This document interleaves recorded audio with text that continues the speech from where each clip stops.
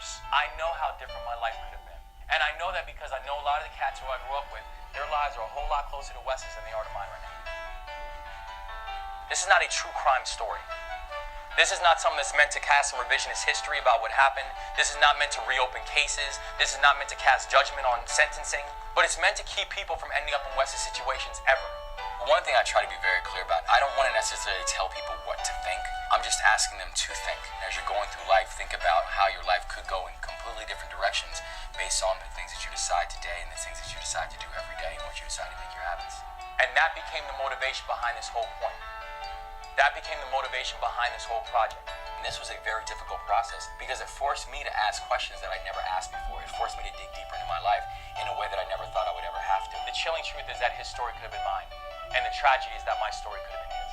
Had it not been for those folks who helped me understand that, had it not been for those people who helped usher me into manhood in the way that they did, things could have been very different. I didn't want it to just be a book that people read, but I wanted it to be a larger call to action. The whole point was to actually have a conversation and to talk about the realities of not just these two boys, but the realities of all of us. There's nothing more important than when you think back on your life, the fact that you made your life mean something. Wes's fate is sealed.